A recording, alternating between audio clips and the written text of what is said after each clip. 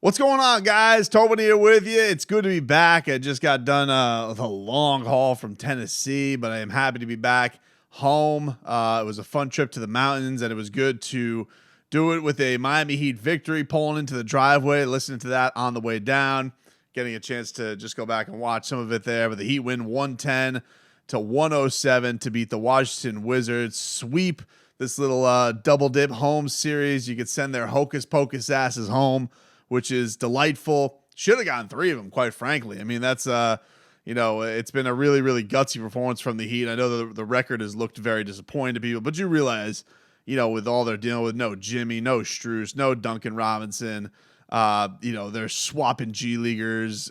Tyler Hero's trying to work his way back from injury. The team will always say, and they will preach to everybody, we have enough, and that's adorable to say and whatnot. But it's one thing to say it into a microphone, but the reality of it's tough. It's tough, and it was a tough road trip. We knew it was going to be a tough road trip even at full strength, especially looking at the Heat's size issues that they've had this season and the matchups that they were going to have against Cleveland and against Minnesota. That was going to be a tall task if they were healthy, and now you put on top of the fact that they weren't. Bam was banged up with a knee in the midst of it, so. You had to bring that climb back after you got it back to 7-7. You cratered back down to 7-11. So now the clawback starts again, and a good way to do that is to get a couple of wins against the Washington Wizards. Bam was an absolute monster tonight. He was ferocious. 38 points for Adebayo tonight. 12 rebounds, 3 assists. He was just everywhere. Super aggressive. 22 shots tonight. I believe was a career high for him. You needed every bit of that force from Bam, and it was a delightful thing. Listen, I got some new moonshine from Tennessee. I'll toast to that for Adebayo for going out there and getting himself a bunch of buckets tonight. And you especially needed that between, Tyler. You could clearly tell that the touch to his game, though he was huge the other night in the fourth quarter, was still finding his way in this game, was finding his way in that game too for the most part. And so absolutely huge from Bam when you need it in this one, and you're gonna maybe need more of that as you're waiting for Jimmy Butler to get all the way healthy, which was always an interesting thing. And I think that with Jimmy, we know this is always going to be the case with him. It's been that way since he's been on the Miami Heat, is that Jimmy's going to miss these 15, 16 games a year, and typically we know how physical a game Jimmy plays. The way they usually like to do is if he's dealing with something, get it 110% healthy and then come back, rather than, he gets these nagging injuries that can kind of linger on. And so, instead of having him kind of play through something and then he kind of diminishes it. This happened with PJ Tucker last year. PJ would always want to play through everything, and you get diminishing returns by the end of the year. And I think with Jimmy, they've always found that the smart way for them is let's just make it 110% healthy, then bring him back. And the whole point of it all is to have Jimmy Butler ready for the postseason. And yeah, it's a tough task right now because of where your record is, but it's also a lot of time. It's a pretty bunched up Eastern Conference. I know that there's some teams out in front, running out to a big time lead, but as we saw last year as the 1 seed, in the Eastern Conference Finals, didn't matter a whole hell of a lot. The Heat lost 3 games on their home court last year as the 1 seed in the Eastern Conference Finals. So, for right now, you're battling every which way. You're, starting Nikola Jovic. You're figuring it out with some of the young guys. I think some of the positives that have happened in this time where Tyler's been out and Jimmy's been out and Bam's been banged up. I will say one of the things that's interesting in the times that Jimmy has been out, it's kind of the best that Kyle Lowry has played with the Miami Heat because, one, he's forced to be assertive. A huge 4-point play from him today.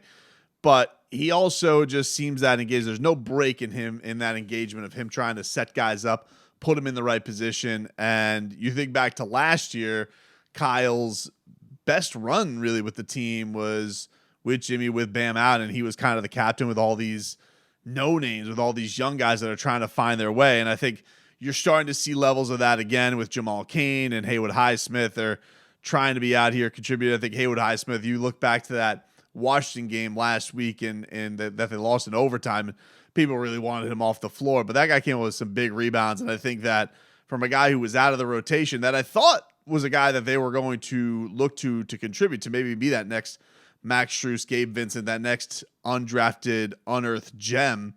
I think that the faith was lost pretty quick in him this year, and now you're in a position where you're kind of forced to go to him. And I think you're seeing, some of the little things that he can contribute. And so that has been a very valuable thing about some of these injuries happening. The other thing has been Caleb Martin has really, really stepped up, and you're starting to see him, really force the action offensively. We know how dynamic he can be when he's getting downhill, but he's seeing that confidence in his shot as well. So I do think that while the record is ugly and that this is not an ideal situation to not have Jimmy Butler, for the most part, you haven't had you haven't had a full strength Tyler Hero in a long time. So you talk about the Heat with their two leading scorers essentially being out for the last, I don't know, what are we talking? They haven't been with both of them in the same game in 10, 12 games or something like that. Maybe I'm off there by a couple. Tyler missed 8, and now Jimmy's missing games. But those guys were the top 2 scorers last year, and they have to find other ways to manufacture points in a team that's had trouble manufacturing points. Now you talk about the idea that you have your 2 best shooters also taken off the floor with no Max Strus, no Duncan Robinson, so you're having a lot of adversity to deal with as well. And so, yeah, while 9-11 is not pretty, it's not catastrophic, and you're going to have some opportunities this upcoming week with the matchup against the Boston Celtics and taking on Atlanta. So once again, you'll kind of get into the fire there and maybe, hopefully, have Jimmy Butler back with a lot of these guys who are starting to contribute, maybe having a little bit more confidence in themselves. And that's always how it kind of goes, is these guys, Caleb Martin, they'll get playing time, just shows up, and then all of a sudden he plays so well that you can't take him off the court. Max Strus, same way. Gabe Vincent, same way.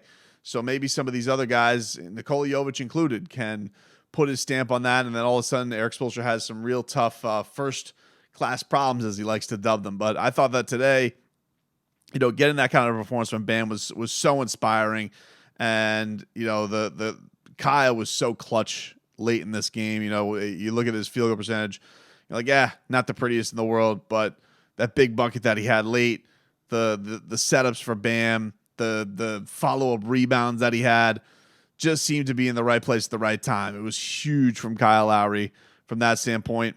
And, and with Tyler, I'm not worried about it. I think that, you have a guy who is trying to find his way, trying to get back into a rhythm, certainly taking a lot of shots. So he's not shy. He is confident. We saw that he is that Spoism ignitable.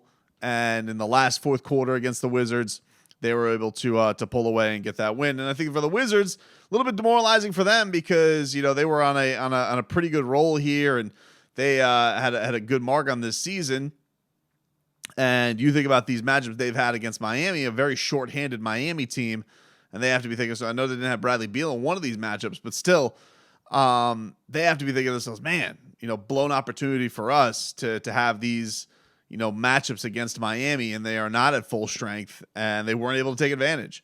And, you think back to that damn Kyle Kuzma 3, and, Miami could have been looking at a sweep with their division rival for this little mini playoff series, if you will. But a really good rally. I thought the Miami really needed this. It was ugly, but understandable to see where they were at 7-11. And some of that also has to do with the interface of what happened earlier on in the year to put yourself in that position to not be able to sustain a 4-game losing streak. So that's what happens when, you put yourself behind the 8 ball. So for them to answer back like this, I thought was really, really big for them tonight. And, look, man, I'm happy to be back. I'm excited to react to a lot of stuff, Dolphins, Heat, and, getting back into it. I'm looking forward to feel refreshed, recharged. I was in South Carolina at a rest stop at one point. This was the sign that I saw.